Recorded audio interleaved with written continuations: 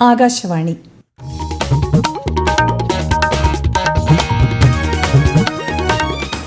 നമസ്കാരം. പ്രാദേശിക വാർത്തകൾ വായിക്കുന്നത് സുവർണ. പ്രധാന വാർത്തകൾ. നാളെ ആരംഭിക്കുന്ന പാർലമെന്റിന്റെ വർഷകാല സമ്മേളനത്തിന് മുന്നോടിയായി കേന്ദ്ര സർക്കാർ വിളിച്ച സർവകക്ഷി യോഗം ന്യൂഡൽഹിയിൽ പുരോഗമിക്കുന്നു. കേന്ദ്രീയ വിദ്യാലയങ്ങളിൽ പാഠപുസ്തകങ്ങൾ ലഭ്യമാക്കാൻ കേന്ദ്ര സർക്കാർ അടിയന്തരമായി ഇടപെടണമെന്നാവശ്യപ്പെട്ട് മന്ത്രി വി ശിവൻകുട്ടി. സംസ്ഥാനത്ത് വരും ദിവസങ്ങളിൽ ശക്തമായ മഴയ്ക്ക് സാധ്യതയെന്ന് കേന്ദ്ര കാലാവസ്ഥാ വകുപ്പ്.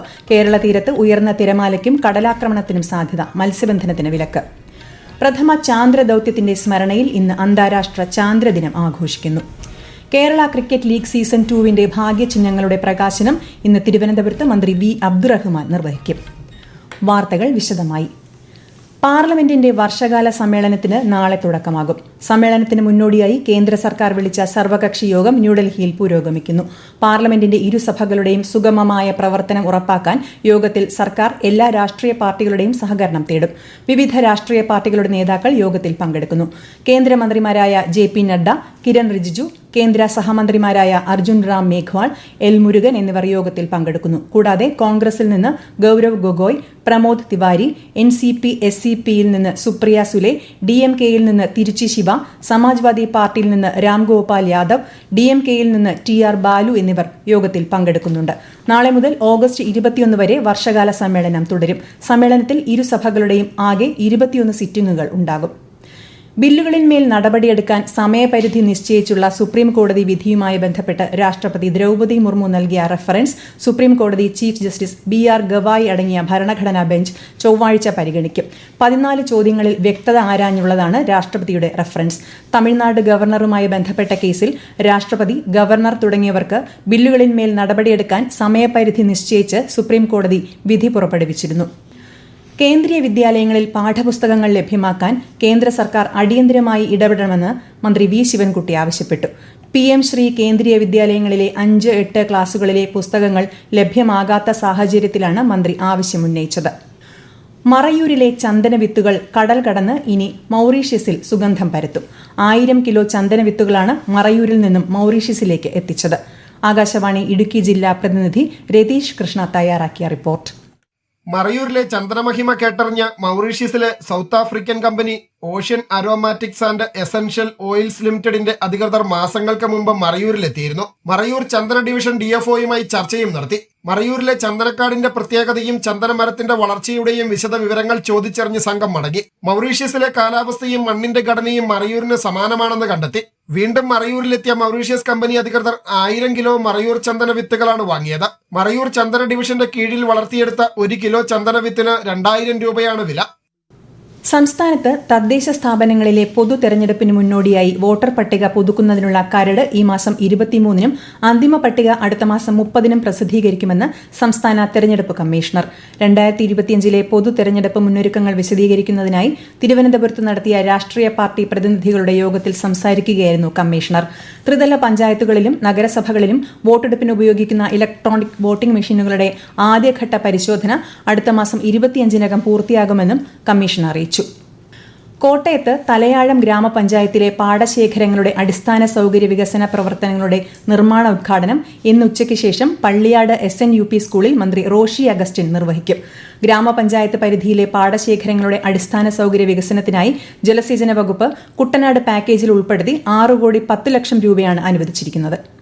സംസ്ഥാനത്ത് വരും ദിവസങ്ങളിൽ ശക്തമായ മഴയ്ക്ക് സാധ്യതയെന്ന് കേന്ദ്ര കാലാവസ്ഥാ വകുപ്പ്. 9 ജില്ലകളിൽ ഇന്ന് ഓറഞ്ച് ജാഗ്രത പ്രഖ്യാപിച്ചു. മലയോര മേഖലയിലേക്കുള്ള രാത്രി സഞ്ചാരം പൂർണ്ണമായി ഒഴിവാക്കണമെന്നും മണ്ണിടിച്ചിൽ, ഉരുൾപൊട്ടൽ സാധ്യതയുള്ള പ്രദേശങ്ങളിലുള്ളവർ സുരക്ഷിതമായ സ്ഥലത്തേക്ക് മാറി താമസിക്കണമെന്നും സംസ്ഥാന ദുരന്ത നിവാരണ അതോറിറ്റി നിർദ്ദേശം നൽകി.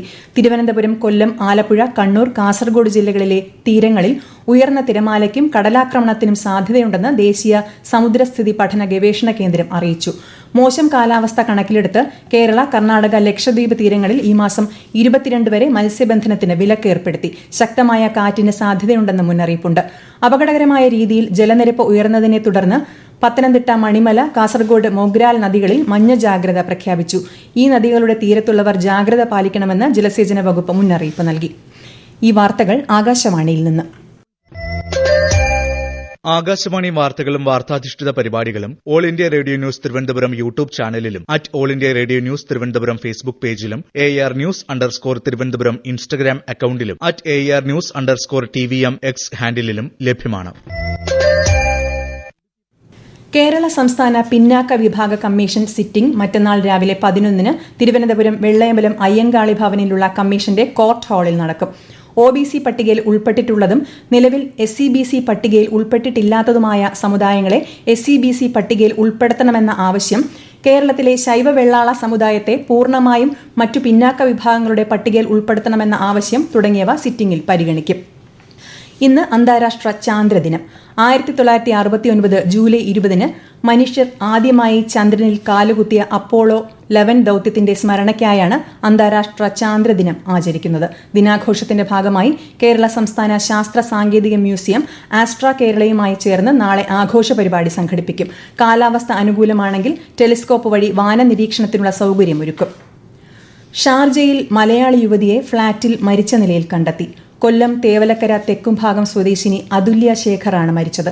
സംഭവത്തിൽ ഭർത്താവ് സതീഷിനെതിരെ ചവറ തെക്കുംഭാഗം പോലീസ് കൊലപാതക കുറ്റം ചുമത്തി കേസെടുത്തു.